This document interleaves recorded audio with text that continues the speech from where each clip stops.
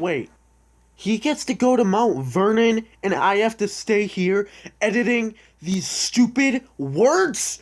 Are you kidding me? No, I'm done here. Goodbye.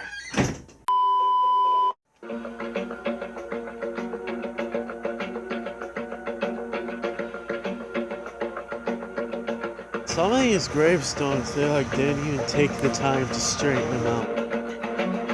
Look at that one. That chipped clean off.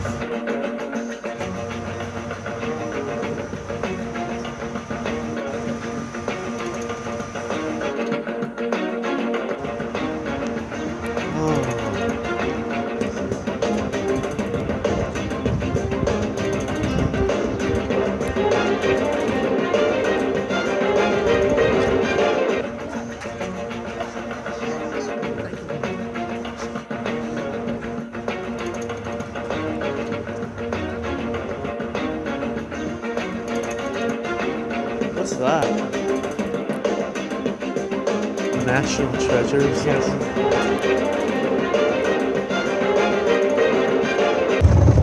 You'll see some homes.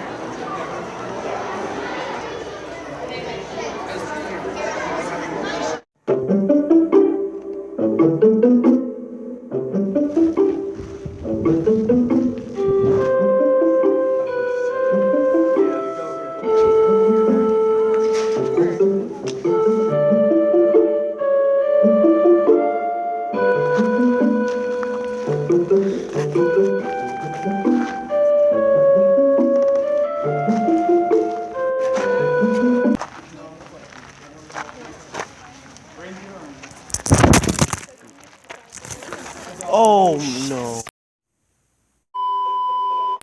I guess this is the farming area.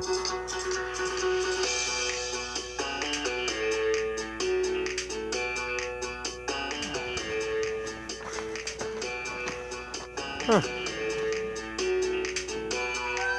There's so much stuff. Washington, D.C. and in Mount Vernon. It's just crazy.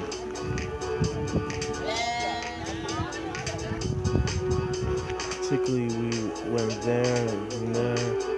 It's probably just like an old gravestone or something. We're going to the old tomb. The old one's over here. It's like discovering an ancient temple right now with all these like brick ruins.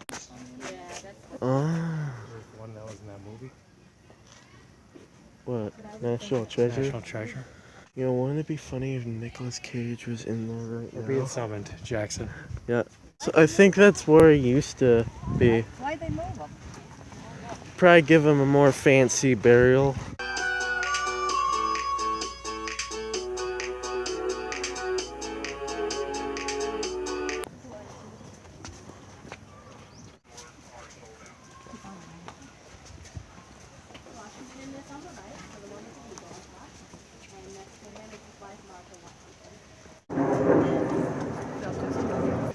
That you see on the right, so it's the one with the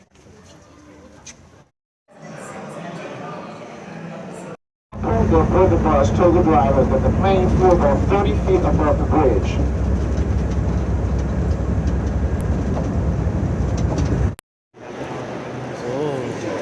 Oh my gosh. That is a lot of graves. Divisions, essentially 1.3 million men and women, known as the Soldiers General. As we pull forward, there's a fresh grave right over here. You'll see it. Doesn't have a headstone yet. Got a little black tag stuck. Look across this valley on the right, you'll get an idea of the scale and scope of what goes on here at Arlington. And it doesn't matter at what angle you look at them, you'll see straight lines. As of 1947, this is what you get at Arlington, standard issue federal stone. Prior to that, if you look to the left, you'll see a variety. Big, small, different colors. Either the family paid for the stone or a veterans group paid for the stone. They're also responsible for maintaining the stone. The tree falls down on one of them, cracks it in half. That's an ancient Hebrew tradition. With that gesture, you're letting the soul of that individual know that you came to visit. It's like a calling card. We're heading for the final resting place of President John F. Kennedy. Anybody who was alive November 22nd, 1963 can tell you where they were and what they were doing. Dallas, Texas. I was 11 years old. I came home, my mother was sitting in front of the TV crying. You just want to get I have walked out. I think I've walked over there. Just don't tell. He was graduating from Harvard, and he was straight to James Carter. Justice Hill. This is where Oliver Wendell Holmes is. Chief Justice Warren Burger, Chief Justice Hussinger, Stewart is here. And Antonin Scalia's family wanted him in Arlington. This is where he'd be. One of the justices of the Supreme Court. As we get by, see that lady in the red?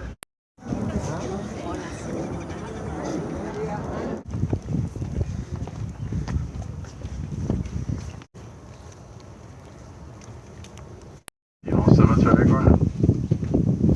And as we make this right, some of you might remember her in Miracle on 34th Street.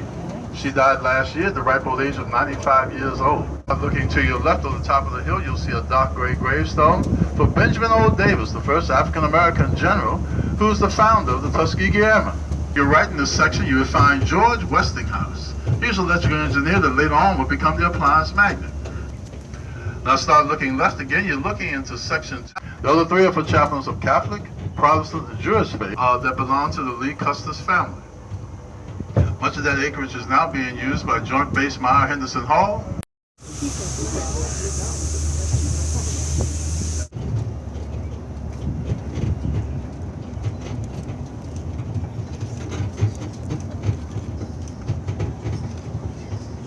Also on your left, you'll find Captain Ronald Brown. Behind the stop sign on the top of the hill, you're going to see a white mausoleum.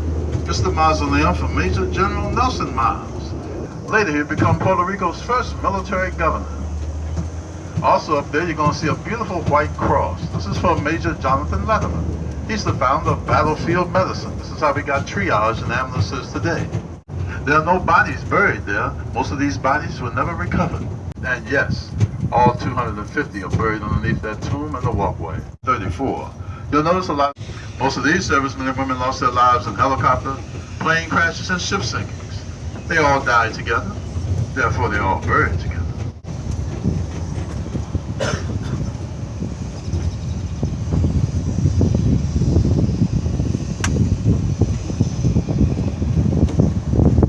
Through the trees to the other side, you're going to see a large tan building.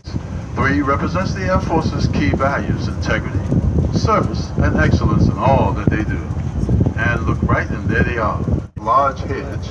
Behind the hedge, you're going to see a beautiful white pyramid. The scout that led the 6-man team to the North Pole. On your left, named General John Blackjack Pershing. Blackjack Pershing is the highest ranked officer you'll find here at the cemetery.